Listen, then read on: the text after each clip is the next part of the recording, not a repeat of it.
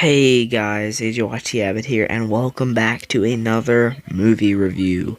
Today, this is going to be my review for The Invisible Man, the new Blumhouse horror film starring Elizabeth Moss.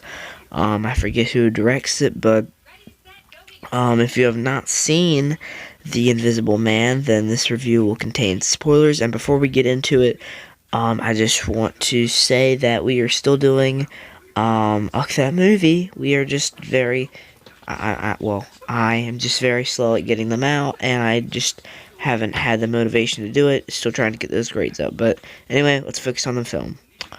Yeah, man, the good about this film is that it has a really satisfying conclusion as Elizabeth Moss's character kills the Invisible Man, and it turns out to be her husband's brother, who is dressed up in this digital suit that made him invisible, at least like digitally invisible. And she goes to the house of her husband that is alive because he faked his death, and she kills him and takes the suit and the intel and everything about his sciences, and it sort of maybe leaves open ended as her friend man, I forget who he's played by, but her friend could possibly take the suit for himself and kill Elizabeth Moss, because I mean the last shot holds on Elizabeth Moss, and her friend goes inside the house and everything, and he seems to be going along with their plan, but we don't know because he is a cop after all. So, man, I don't really know. It could be, I don't know. It's definitely open-ended for me anyway. But yeah, a really amazing wrap-up there. Elizabeth Moss really just does play the insane woman role well, as she, you see the fear and the insanity in her voice, or in her face, and you hear it in her voice, like, she's like, he has figured out a way to turn invisible. Like, she is really intense and really getting into that role as this woman that's pretty much lost almost everything and doesn't trust many people, barely trusts herself and her own mind, and is constantly being told that she is wrong and that this man has not come back to haunt her as an invisible force. And even through the final act, when she finally, finds out about the digital suit and everything, she is just so distraught, and she actually stabs herself in the wrist, man. She cuts her wrists a little bit, before she, does figure out the Invisible Man is there in the digital suit, because she knows that he's there, but, she didn't know about the digital suit, but she finds that out. We have some cool cop deaths in there. That's another thing. The kills in this film were fantastic. She has a sister, Elizabeth Moss. Her character has a sister. They're having dinner. All of a sudden, the Invisible Man takes the knife and slits the sister's throat, and really quick slips the knife into Elizabeth Moss's hand.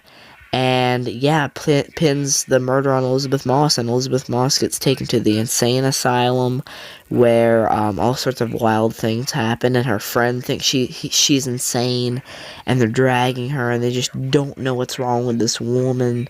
And the Invisible Man really just plays a lot of good tension cards. It hits all the right beats. Even when there are a few plot holes and a little bit of contingencies, and, some shots hold for just a little bit too long in these empty rooms where, that he's in there, but it still works well as the Invisible Man plays off of Elizabeth Moss's life and ruins it, as he, for example, hits his friend's daughter, and then makes it seem like Elizabeth Moss hit her when really it was the Invisible Man, or punches her, and then the daughter's like, she hit me.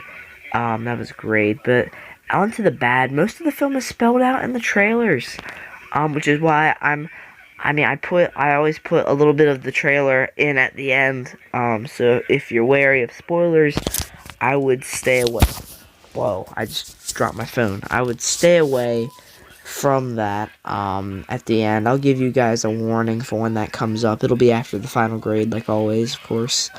Yeah, it was mostly spelled off in the trailers.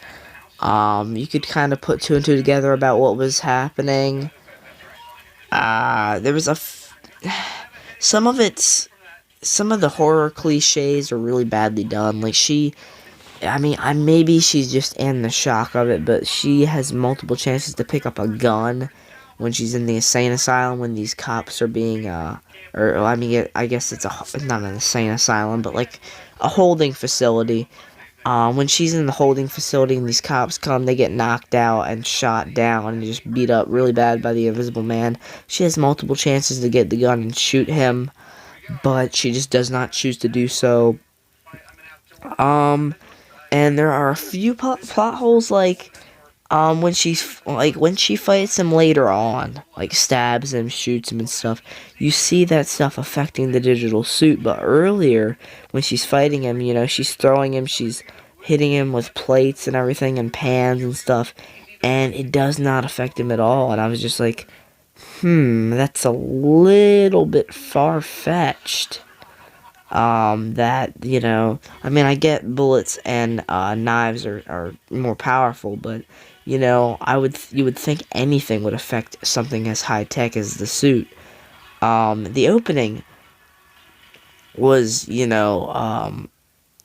see that he has these very high-tech things in the house, and, you know, you'd think he would be, you know, a little bit smarter about his approach, but no, he just goes right on in, scaring her, which I did appreciate. Yeah, that was really it for the bad. I mean, not too much here. I mean, that's really just nitpicks for me. Yeah, I give The Invisible Man a 9 out of 10. It is definitely a really good horror film, probably the best horror film. Yeah, this is the best horror film of the year so far. We'll have to see how A Quiet Place Part 2 sits with me. And let's see, we have The Hunt also coming up. And in April we have like Antlers. So that could be good. By the way, No Time to Die has been moved to November, and I'm not happy about it. I was so excited for that and for April, but anyway, damn. You just can't help the coronavirus. I'm sorry for everyone that's dealing with that, by the way, but damn, I guess, wow. But yeah, I give it a 9 out of 10. Really not that much bad about it. And yeah. It should be, the trailer footage should be coming up soon. But yeah, if you guys are gonna stick around for it, that's fine. But yeah, overall, The Invisible Man, the best horror movie so far in 2020. Honestly, it's in the top 5 of the year so far, which, like, 2 or 3 of those 5 are still pretty bad. But yeah, so far we have 1917, The Invisible Man, and Sonic the Hedgehog as 3 of the best films of 2020. But yeah, I want to thank you all very much for watching, and I will see you guys for the next review. Probably the next one will be like Little Women, or it'll be, I don't know, it'll be something. But yeah, thanks so much for watching. Go see The Invisible Man.